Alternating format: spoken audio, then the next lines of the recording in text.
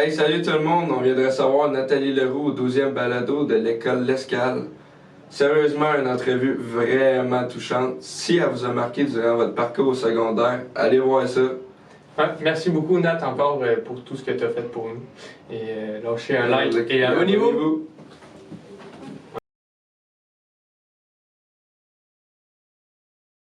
Bonjour, chers auditeurs, ici Alexis et William.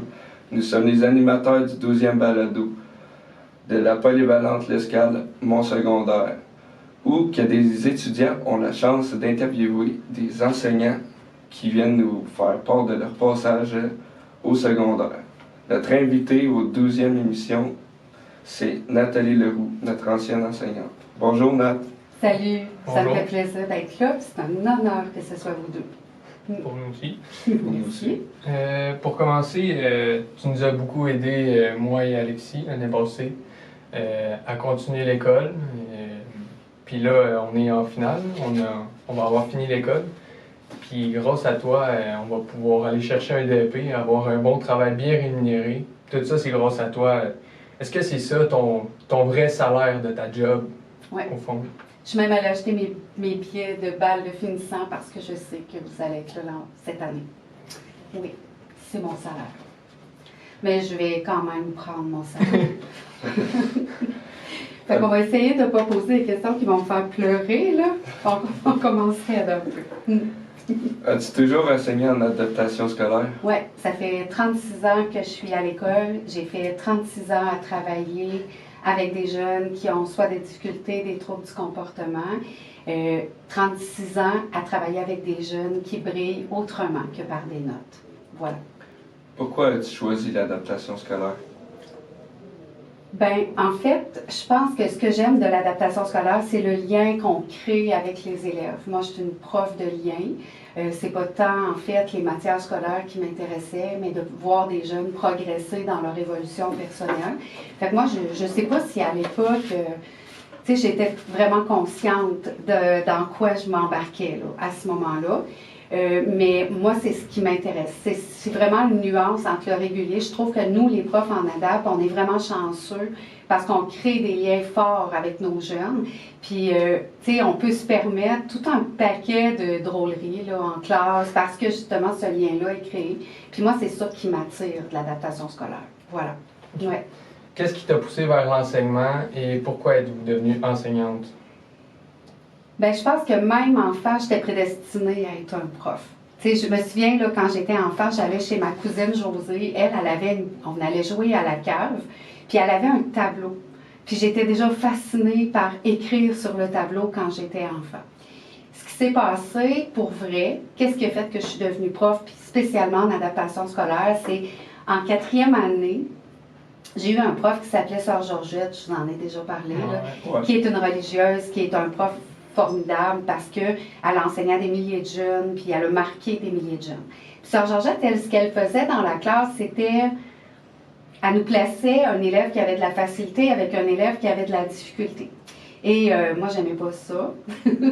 Fait que j'avais été chialée à Sœur Georgette en me disant « Hey, moi, j'aime pas ça, faire ça, ça me ralentit, puis blablabla. » Puis Sœur Georgette, elle, ce qu'elle m'avait dit à ce moment-là, puis là, on s'entend, j'ai genre 10 ans, là, j'ai pas tout compris ce que ça voulait dire sur le coup. Mais ce qu'elle m'a dit, c'est, tu sais, c'est le fun avoir de la facilité à l'école. Tu sais, c'est le fun être intelligent. Elle voyait ça comme ça. Mais elle dit, l'intelligence du cœur, c'est plus grand. Et je pense que c'est à ce moment-là que j'ai fait le choix inconscient d'aider les jeunes en difficulté. Fait que c'est grâce à elle, tu sais, on dit souvent qu'il y a des profs qui sont marquants dans la vie. Moi, c'est elle qui m'a marquée. Parce que juste cette phrase-là, toutes ces années-là après, elle me revient souvent en tête. Quand j'ai envie de perdre patience, quand j'ai envie de... Et c'est pas rare, là, tu sais. Je regarde la photo de Sœur Georgette qui est dans ma classe, puis ça me ramène au cœur, tu sais, pour que j'aide mieux mes élèves, je sois plus patiente, puis que je trouve quoi dire pour que le jeune aille bien. Fait que c'est un peu ça. Fait que oui, je suis consciente, moi, de l'impact que les profs peuvent avoir, puis c'est beau, cet impact-là, parce que c'est ça qui nous pousse à devenir, des fois, quelqu'un qu'on pensait pas être. Voilà. As-tu déjà pensé à abandonner ta profession? Ah, non, ben, pas, je pense pas réellement que j'aurais fait ça parce que j'étais vraiment faite pour faire ce que je fais. Mais j'ai eu des moments où c'était plus difficile. Comme par exemple, les 12 premières années de ma carrière, j'ai été statut précaire. Vous savez ce que ça veut dire? Non. Ça veut dire que tu n'as pas de job sûr. Fait que tu finis ton année scolaire, puis tu es au chômage, puis tu attends en septembre pour savoir si tu vas avoir une job. Fait que moi, j'ai eu 12 ans de précarité comme ça. Fait que c'est sûr qu'à un moment donné, après 12 ans, je vous avoue que je pensais que ça me briserait. Puis finalement, ce que ça a fait, c'est que ça m'a rendue bien plus forte. Parce que pendant ces 12 années-là, ça m'a forcé à faire tout un paquet de jobs incroyables, là. Travailler avec toutes sortes de jobs, parce que moi, il fallait que j'accepte tous les jobs qu'ils me donnaient, là, tu sais. Fait que je le faisais, même si c'est pas ça que j'aurais voulu faire, tu sais.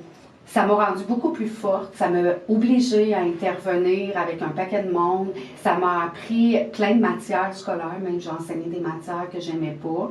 Et ce que ça a fait, c'est que ça a fait de moi un prof qui, à quelque part, avait plus peur de rien à un moment donné. Fait que ça, à quelque part, même si j'ai pensé à un moment donné de dire, ben là, je vais faire d'autres choses, tu sais, ça m'a ramené, tu sais, puis ça a fait, au lieu de voir ça comme quelque chose de plate, j'ai vu ça, tu sais, j'ai ramené ça avec une attitude positive. Il y a eu un événement à un moment donné que je me suis demandé si dans ma vie, j'aurais continué à enseigner après cet événement-là. J'ai eu une tentative de suicide. Puis l'élève était dans ma classe à ce moment-là. Puis son bureau était vide. Je me questionnais beaucoup sur le pourquoi il n'était pas en classe. Puis j'ai appris 2-3 jours plus tard que ça s'était passé.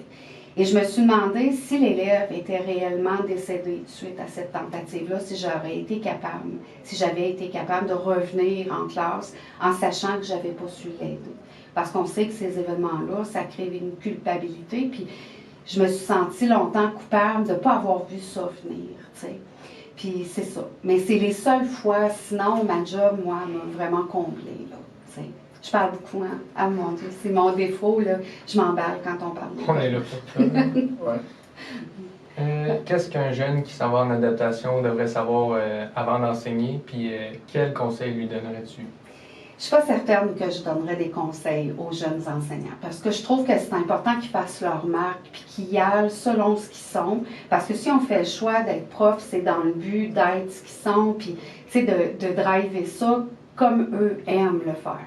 Mais c'est certain qu'aujourd'hui, on essaie de les conseiller dans le but des outiller un peu. C'est pas malsain faire ça. Moi, je vous dirais que c'est sûr que ce qui est très à la mode, c'est de parler du lien des élèves. C'est ça, on le sait, tout le monde le dit.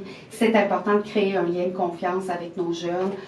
Puis là, quand je vous dis un lien de confiance, je ne vous parle pas nécessairement d'un lien où forcément il faut que le jeune t'aime. T'sais, parce que la confiance, c'est plus que ça. T'sais, la confiance, c'est oui, avoir un lien avec l'élève, être capable de lui parler, mais il faut que le jeune sente que tu es en contrôle, de ta classe, mais que tu es en contrôle aussi de ta matière. Parce que si le jeune vient dans ta classe puis il voit bien que c'est juste pour passer le temps, éventuellement, il va s'en rendre compte, puis il va aller répéter à tout le monde, on ne fout rien. Tu as beau avoir un prof que tu aimes, mais si tu ne fous rien, ça ne sert à rien. Moi, j'irais avec ça. Je commencerai avec un lien. Je commencerai aussi en disant, ce qui est important, c'est d'avoir une bonne gestion de classe, qu'on soit dans la saine fermeté. On n'est pas obligé d'être un dictateur pour se faire entendre, là, à punir les élèves tout le temps. Mais il faut qu'il y ait quand même une saine fermeté, des limites claires qui vont faire en sorte que ta classe va fonctionner puis que ça va être une ambiance dans le but d'apprendre. Moi, ce que je dis tout le temps, c'est, on n'est pas obligé, moi je vais dire des fois aux élèves, tu n'es pas obligé de m'aimer. Ce qui est important, c'est que tu réussisses, tu sais, mais si tu m'aimes, tant mieux. Parce qu'on sait que quand un élève aime un prof, il est prêt à tout, il va se donner pour réussir, il veut y faire plaisir lui aussi, tu sais. Fait que ça, c'est sûr que c'est le genre de conseils que je donnerais. L'autre que je donnerais, c'est essayer de ne pas être dans la réaction. Parce qu'à l'adolescence, on le sait, vous cherchez un peu à étirer les limites, tout ça. Pas être dans la réaction, mais être dans l'action. Puis de ne pas se laisser atteindre par ce genre de comportement-là. Le but, c'est d'être calme là-dedans, là, puis le jeune, il passe à travers ses affaires, puis nous aussi. Puis de jamais oublier que ce qu'on voit d'un élève, la plupart du temps, c'est juste une pointe d'iceberg. L'élève nous présente qu'est-ce qu'il veut bien être. Mais en arrière de tout ça, il se cache toute une histoire invisible. Puis souvent, il faut prendre soin de cette histoire-là aussi. Puis je dirais, allez-y un peu, je sais que ça a l'air fou qu'un prof dise ça, mais allez-y dans l'amour. Moi, je l'aime, ma job. Je pense que vous pouvez dire que ça paraît. Ouais. Puis j'aime mes élèves et je n'ai pas peur de leur dire. Puis quand les jeunes se sentent aimés, ben ça va déjà mieux. Voilà, moi c'est ce que je leur dirais à nos jeunes enseignants. Puis de leur dire aussi, vous savez, hein, qu'on dit présentement qu'il y a une statistique qui dit les jeunes profs lâchent dans les 5 premières années. Bien que c'est les plus durs. Après ça, là, ça va bien. Fait que c'est ça qui est important de comprendre.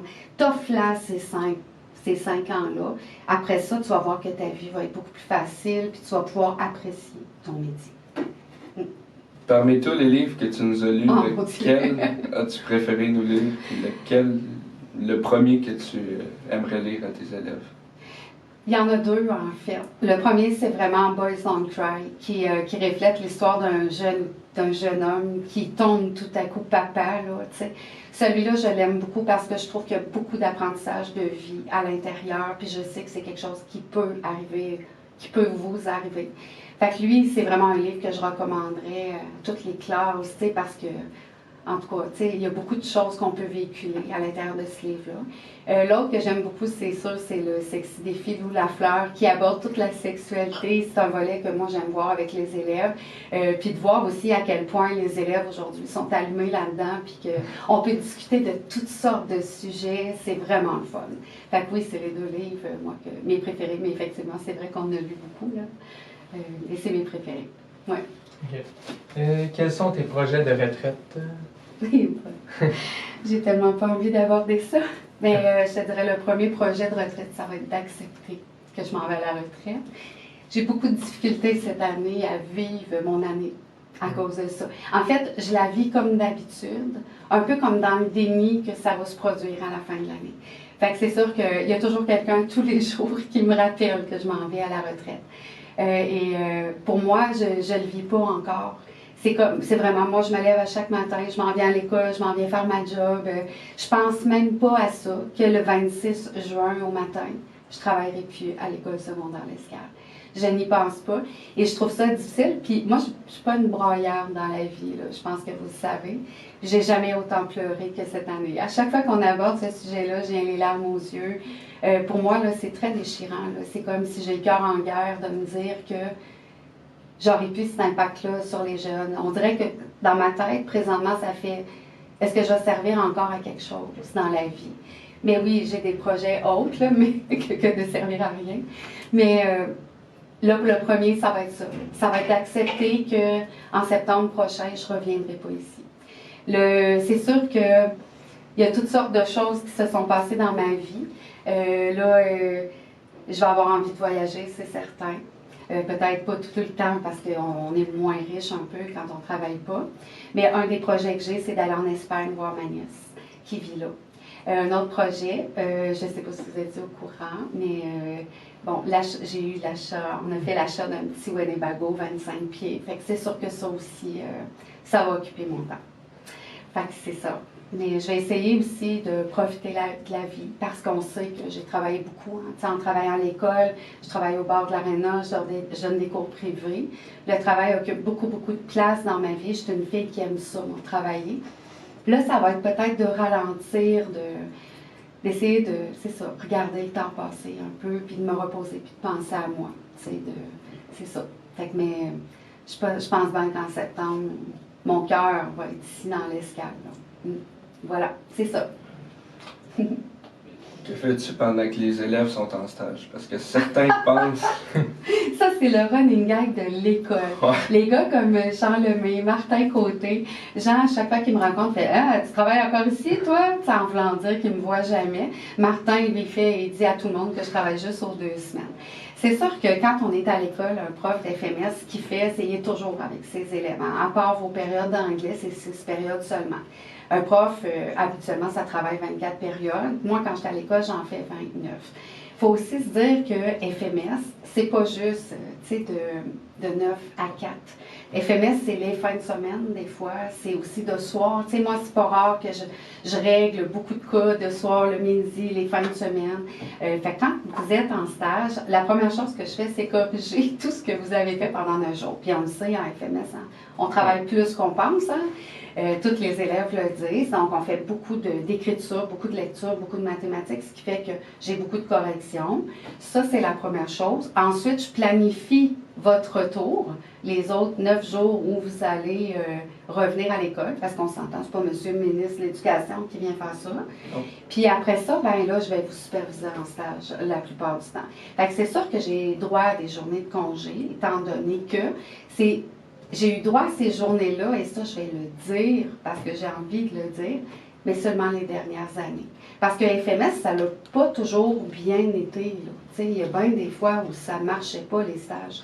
Fait que quand ça ne marche pas, j'avais pas le choix d'être là, puis d'intervenir. Fait que moi, tous les matins, quand vous étiez en stage, je me levais à la même heure que d'habitude. Je me préparais dans l'espoir qu'il ne se passe rien.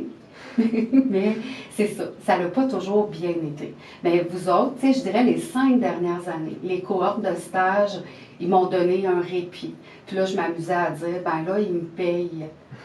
Ils me payent, des fois, à travailler moins, mais pour toutes les fois où je l'ai travaillé.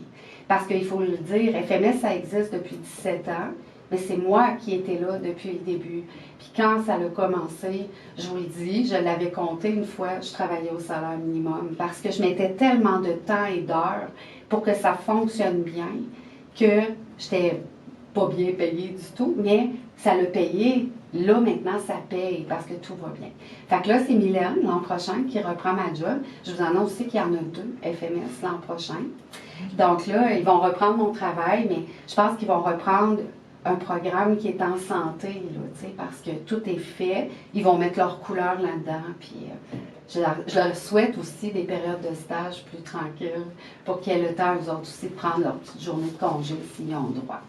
Fait que Martin, les gens, ils ont toujours été très jaloux de ça. J'en doute pas. Fait que ça va? Ouais. Fait que vous pensiez que je travaillais pas?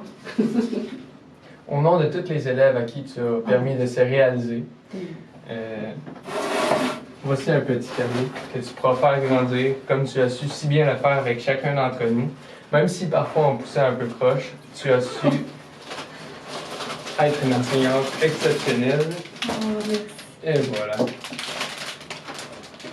Vous êtes vraiment fin. Vous poussez pas croche, vous prenez juste un chemin des fois qui est un petit peu plus chaotique, mais vous vous ramenez tout le temps.